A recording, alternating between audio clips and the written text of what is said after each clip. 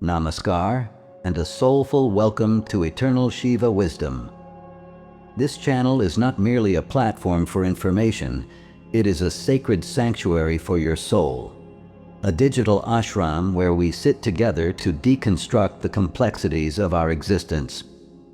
Our humble purpose here is to bring the timeless nectar of Sanatana Dharma, the profound and razor-sharp logic of Advaita Vedanta, and the ancient realizations of Indian sages into the heart of our modern, chaotic lives. We are here to help you find that still divine point within the storm, the eternal Shiva Tattva that resides in the silence of your own heart. Have you ever sat in absolute silence, perhaps under the vast canopy of a starlit sky or in the quiet moments before dawn, and wondered why, despite every material achievement, there is a persistent, lingering sense of incompleteness? We spend the entirety of our lives in a breathless, relentless race of gathering. We gather wealth to feel secure. We gather praise to feel worthy. We gather knowledge to feel superior. And we gather relationships to feel loved. We build high, invisible fortresses around what we call mine, firmly believing that our ultimate safety lies in the magnitude of our possessions and the strength of our attachments. But let us pause and reflect with the honesty of a seeker. The great sages of the Upanishads point us toward a startling and perhaps uncomfortable truth. The emptiness we feel inside is not because we lack something external. It is because we are too full of our own self.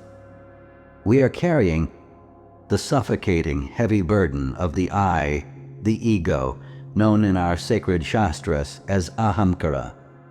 This Ahamkara is like a vessel that is already filled to the very brim with salt water. No matter how much fresh, divine grace tries to pour into your life, there is simply no room for it to enter. We are so occupied with the frantic protection of our identity, our status, our opinions, and our belongings that we have forgotten the art of being vast. We have become prisoners of our own clutched fists. The hand that is closed tight to hold onto a gold coin is also a hand that is unable to receive the touch of the divine. In the sacred tradition of Advaita Vedanta, we learn that the root of all human misery, the dukkha that haunts us, lies in Raga and Dvesha. Raga is that intense, sticky attachment to what we like, and Dvesha is the violent aversion to what we fear or dislike. We are terrified of losing what we have, yet we are never truly satisfied with what we possess. This is the great paradox of the human mind.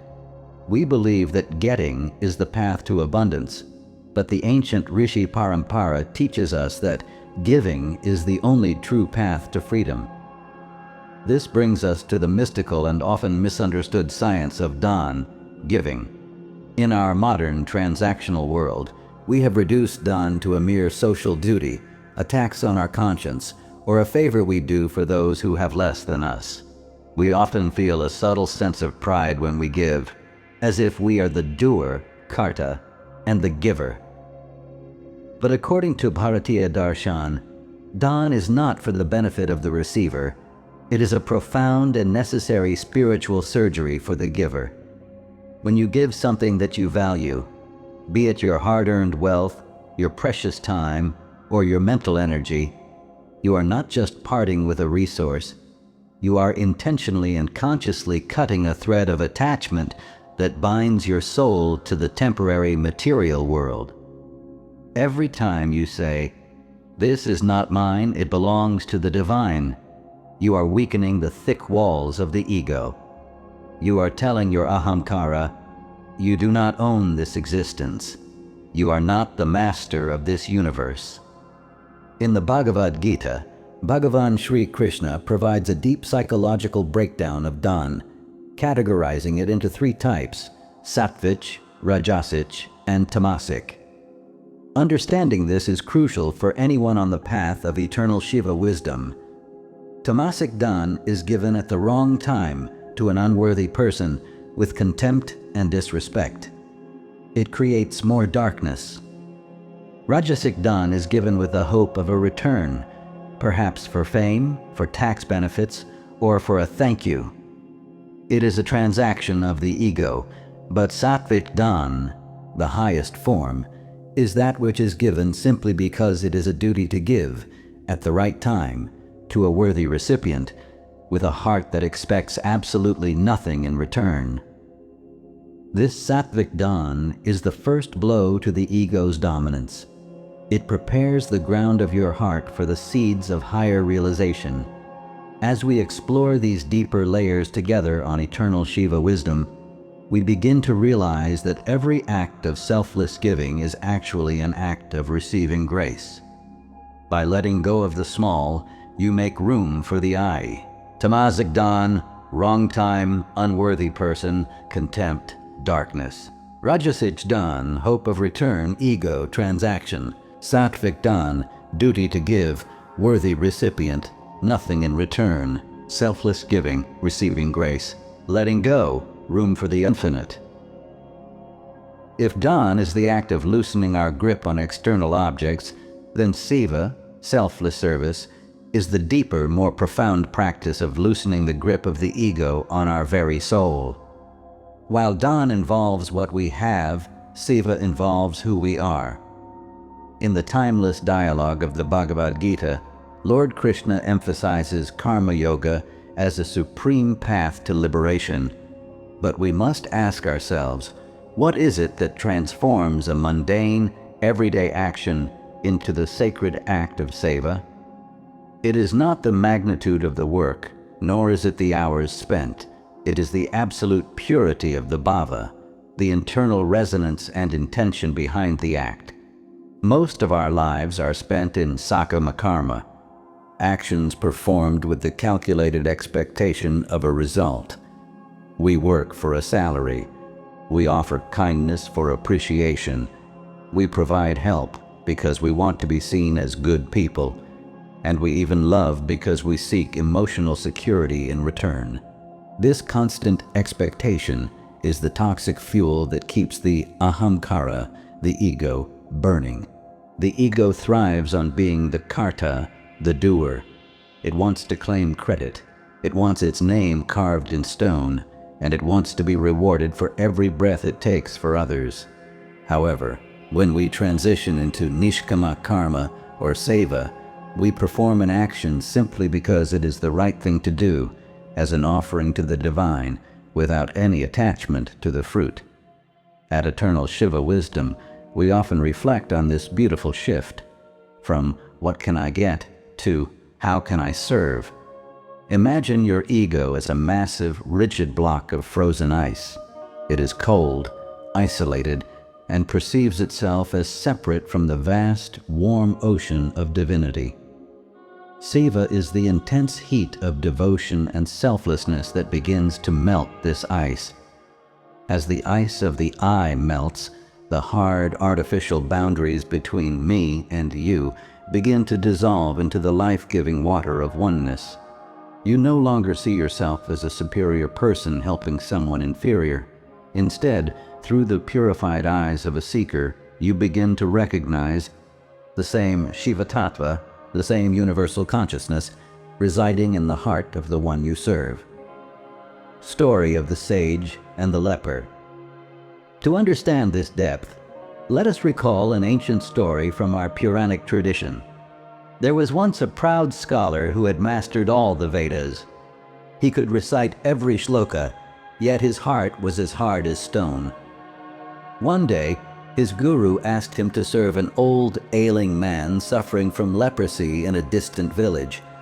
For months, the scholar cleaned the man's wounds, fed him with his own hands, and bore his angry outbursts without a word of complaint. Initially, the scholar felt disgusted and resentful. His ego whispered, "Why am I, a master of scriptures, doing this lowly work?" But slowly, something miraculous happened. As he continued to serve without expectation, his pride began to crumble. One evening, as he looked into the eyes of the suffering man, He didn't see a leper anymore. He saw a manifestation of the divine. He realized that the one he was serving was not a beggar, but Shiva himself in disguise, testing the boundaries of his love. In that moment of pure Seva, the scholar's ego vanished, and he attained more wisdom than all the books in the world could ever give him. This story teaches us that Seva is the ultimate ego dissolver. In the profound teachings of Tattva Bodha and the Upanishads, we find the concept of Antakarana Shuddhi, the systematic purification of the inner instrument. Our mind is often like a mirror covered in thick, grimy layers of mala, the dust of selfish desires, pride, jealousy, and past impressions.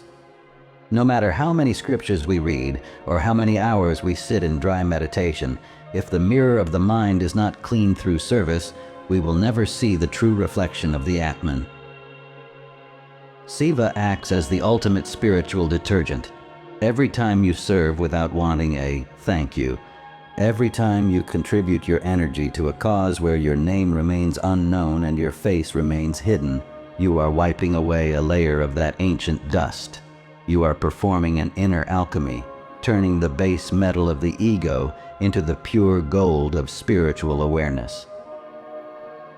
This process of purification is not just moral behavior, it is a scientific necessity for any serious spiritual awakening. On the path of eternal Shiva wisdom, we believe that this transformation is the most important journey a human being can undertake. It is the shift from being a limited Jiva, a fragmented individual, to becoming Shiva, the universal whole. When the ego is no longer there to block the light, your entire life becomes a prayer. You stop asking the world, "Why is this happening to me?" and you start asking the Creator, "How can my existence be a gift to your creation?" As we reach the final and most sacred stage of our reflection here on eternal Shiva wisdom, a profound question naturally arises in the silence of a seeker's mind. What truly happens to a heart that has been systematically emptied of I-ness through Dhan and softened into a state of pure liquid love by the constant warmth of Seva? What lies beyond the broken walls of the ego? The ancient Shastras, especially the razor-sharp tradition of Advaita Vedanta, tell us that within every single human being, without exception, there exists an eternal, unshakable flame of divine light, the Atman. It is the silent witness of our joys and sorrows, the changeless reality behind our changing bodies. But in our ordinary lives, this light is not visible to us. It is hidden, buried under thick, suffocating layers of vasana, our deep-rooted selfish tendencies, our ancestral fears, and our endless burning desires. Most of us think that spiritual growth is a process of addition. We think we need to add more knowledge, more sophisticated mantras, more complex rituals, or more titles to our name. But the deep mystery of Seva and Dhan reveals a different truth. It is the path of subtraction. It is not about becoming something more. It is about unbecoming everything that you are not. In his masterpiece, the Viveka Chudamani, the great Adi Shankaracharya explains this through a beautiful and simple analogy. He says that just as a lamp shines with its original natural brilliance once the soot and dust are cleaned from the glass, the soul shines with its own infinite glory the moment the soot of Ahamkara is removed through selfless service. You do not have to create the light. The light is already there, has always been there, and will always be there. You only have to remove the darkness that was pretending to be you. This is the mystical climax of our spiritual journey, when the I, that little shivering ego that was always worried about its own profit, its own safety, and its own tiny legacy, finally dissolves. What remains is Shiva. Not Shiva as a distant deity sitting on a mountain, but Shiva as your own innermost reality, This is the state of Jivan Mukti, liberation while still in this body. Think of a small, fragile drop of water suspended on a leaf. As long as it tries to stay separate, it is constantly afraid of drying up in the sun, afraid of the wind, afraid of falling and being lost forever. It clings to the leaf with all its might because it thinks its identity is in being a drop. But the moment that drop lets go, the moment it surrenders its boundaries and falls into the vast, limitless ocean, it becomes the ocean itself. It no longer has a beginning. It no longer has an end. It is no longer afraid of the sun because it is the depth of the waters. This is the state of a true karma yogi. This is the ultimate gift of Seva. By serving the world, you realize that you are the world. There is no other to help. There is only the self serving the self. The hand that feeds the hungry is simply the divine feeding the divine. The heart that feels the pain of another is simply Shiva recognizing his own reflection in a different mirror. As we conclude this deep exploration on eternal Shiva wisdom, let us take a moment of profound, heavy silence. Look at your life today, not through the lens of your achievements or your bank balance, but through the lens of your contribution. Do not measure your success by the wealth you have locked in your vaults, but by the ego you have successfully unlocked from your heart. True abundance is not the capacity to get. It is the divine capacity to give without a trace of pride and to serve without even the shadow of an expectation. The path of Shiva is the path of Vairagya, total detachment. Not a detachment from the world, but a detachment from the false, poisonous idea that we are the center of it. When you perform Dhan, you are not losing wealth. You are gaining the freedom of the universe. When you perform Seva, you are not losing your precious time. You are gaining an entry into eternity. May this wisdom light a sacred fire of selfless love in your heart today, guiding you gently from the suffocating darkness of me to the infinite radiant light of we. If this message has touched a chord in your soul or stirred a realization within you, we invite you to share this nectar with someone who might be struggling with the heavy weight of their own mind. Today, right now, let us make a sacred sankalp, a soul promise that echoes in the halls of your consciousness. In the comment section below, write these words with full awareness. I am a humble instrument of divine grace. Let these words not be mere text, but a seed of light planted in the fertile soil of your subconscious.